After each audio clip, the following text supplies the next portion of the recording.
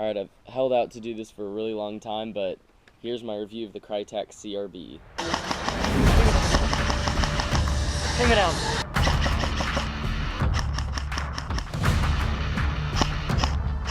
Take it down.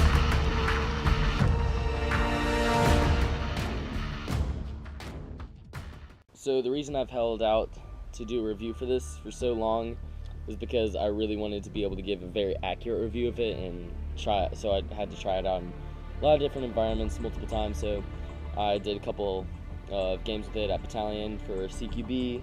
I went to Power Ops with it. I went to DV8 and then our team game with it. So I think I can make a very well-rounded review of it now. So I'm gonna start with, what my first impressions were. Is like when I opened the box, I knew it was gonna be small because it's a CQB gun, but it was a bit smaller than I expected. But it ended up being like the perfect size for CQB, and also it held out really good for range too. Also, the sleek design of the KRYTAC is one of the things that drew me to it. It didn't look like every other M4. It looked really good. It looked very futuristic, and I'd been wanting one of these for a long time, so I was very happy with the look of it. When I did my first shooting test, the trigger response was very good. The full auto was very fast for a stock gun. It chronoed at Battalion at 18 rounds a second. The FPS was about 380.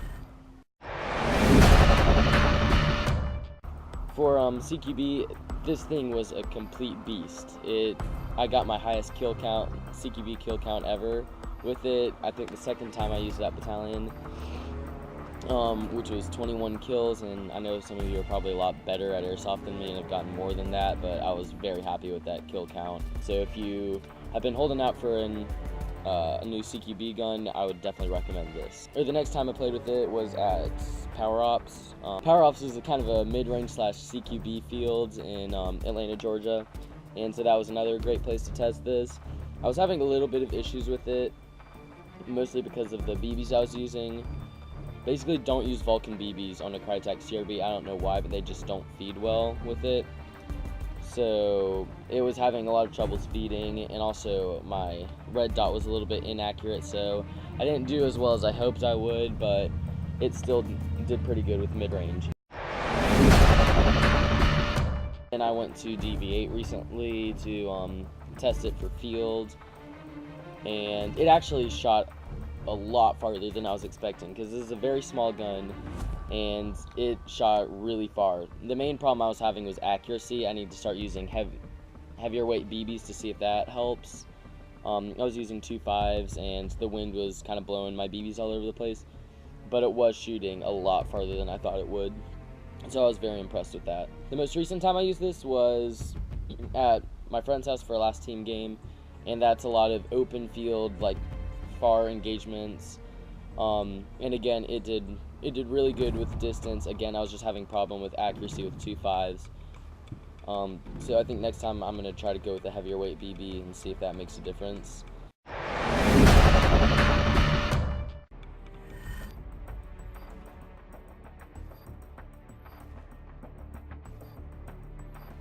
So as you can see, it has a very unique and sleek design. We've got on the back the KRYTAC Battle Axe style stock, and it's a really cool stock. I really like the look of it. It's very comfortable. It's got a lot of rubber padding on the back, so again, very comfortable. Another thing that is really cool is that, it's a 6-position stock, but it actually has a little hole in the stock there, so you can actually see it's got numbers engraved in the stock, so that you can, for example, me, I like 4 position on the stock, so you can figure out which position is best for you, and then it's easy to get it back to that because the numbers are engraved. You don't have to feel for it or anything, so that's really nice. Another thing about it that a lot of people are like, well, this, I don't know why anyone else had done this before, was the wings on the stock right here to pull the stock off if you're having to do something. Everyone's like, oh, it's so much easier than like the other style stocks. I wish that every brand did this, and it's not as easy as I thought it would be, especially the first time once you've worn into it, it gets a lot easier, but it wasn't as easy as I thought it would be. Alright, so while we're on the topic of the stock, I did have a little bit of troubles with the buffer tube. It actually got really loose the second time I used it, I think. And the stock was like extremely wobbly. It actually fell off. The buffer tube fell off, and it's a really easy fix. All you have to do is pull the wings, take off the stock, and then get a screwdriver, screw it back in. So it was a really easy fix, but I mean, it was the second time I used it, so that was a little bit of a disappointment. But after I did that, I tightened it up real good, and I haven't had problems with it since.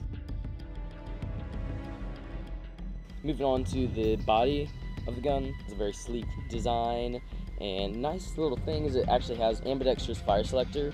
So you've got fire selector on both sides, so it's great for righties and lefties. But even though I'm a righty, I actually do use the left-hand fire selector a lot.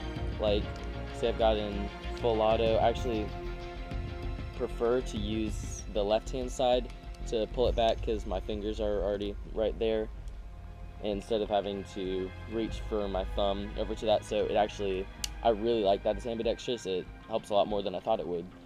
The pistol grip is one of the gripes I had with this, and I know that they fixed this in the newest KRYTACs, the Mark IIs, which came out right as I ordered this. So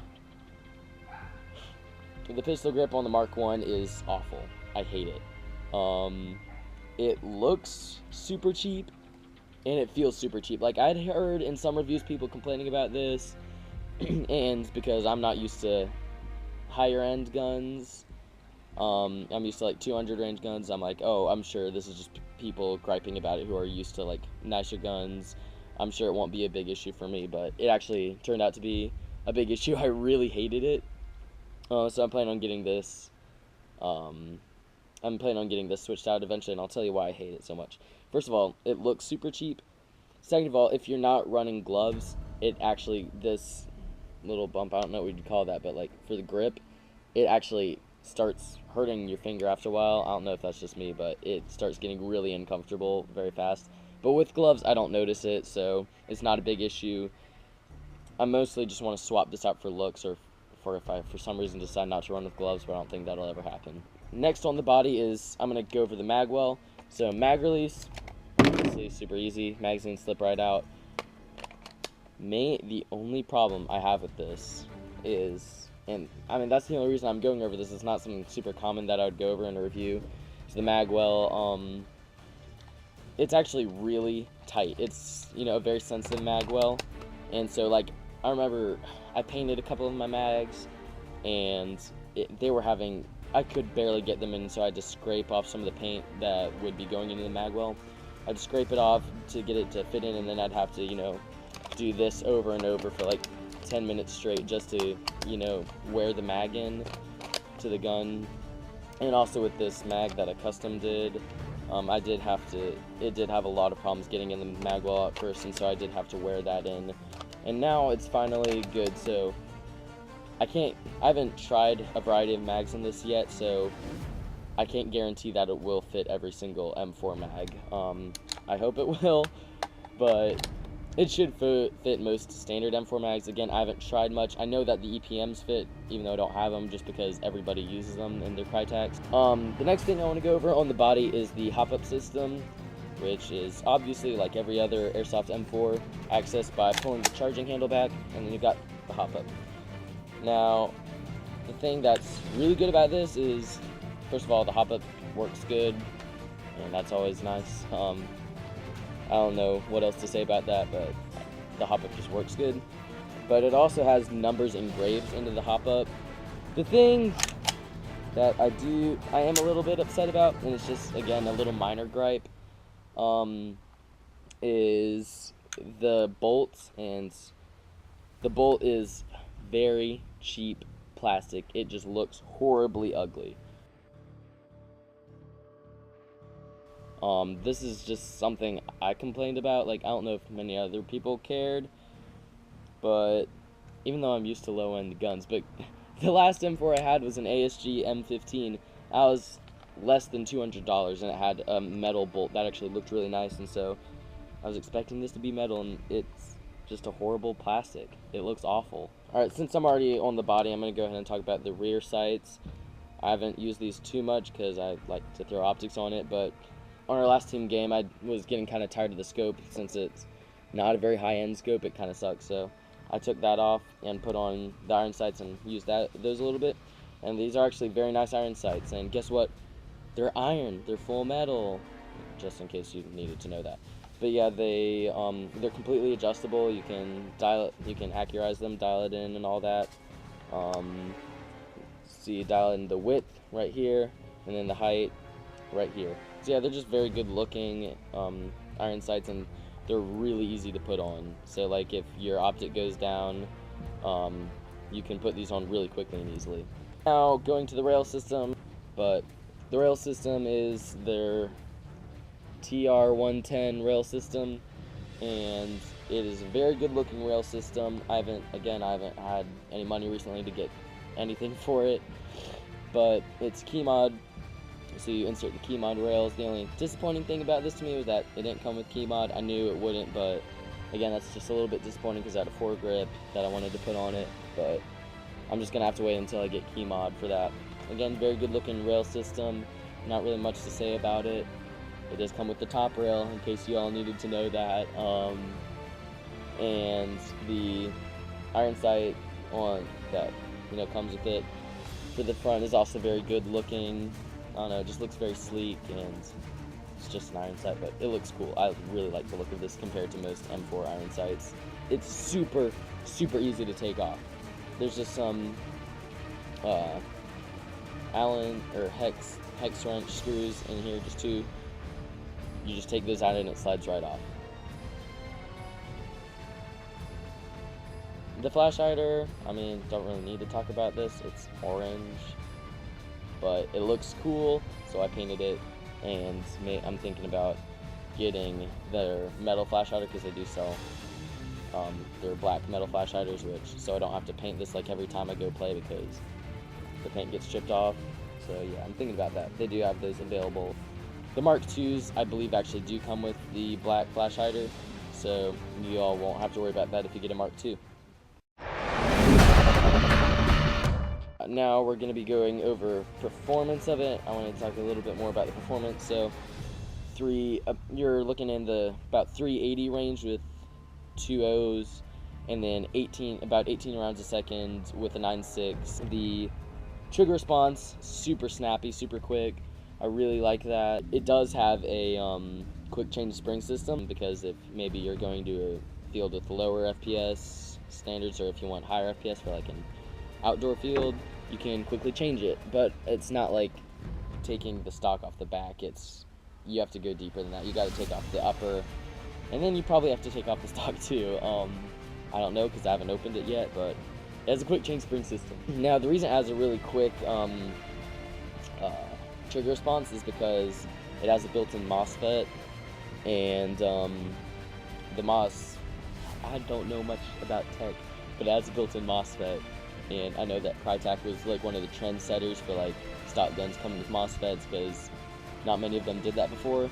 So that MOSFET, like, it basically, all I know about MOSFETs is, correct you guys in the comments, correct me if I'm wrong, it will help with your trigger. In this case, it helps with your trigger response. It also helps keep your trigger contacts safe, so that they don't get worn down as quick from people use semi-auto a lot, so that's good. Again, I don't know too much about the internals. You guys are gonna have to watch a little more videos if you're curious about that, or do a little more research, but I do know, like, a lot of people have said, like in reviews I've watched, that KRYTAC has some of the best stock internals out there, so I have not been disappointed with the performance and reliability yet. I mean, I'll make an update video if I ever do, but it's lived up to my expectations for performance, and I can't really say much more. I'm very happy with how it performs. So that's gonna about wrap up this review. I hope you guys liked it. If you have any comments or questions about this, leave them in the comments and I'll try and find those answers for you. I reply to every comment unless it's really stupid, which I'll probably still reply to it, but if it's really that stupid, I probably won't reply to it. I hope you enjoyed this video. Subscribe. We've got Airsoft videos every week. I'm USACT Anthony, and I'll see you in the next video.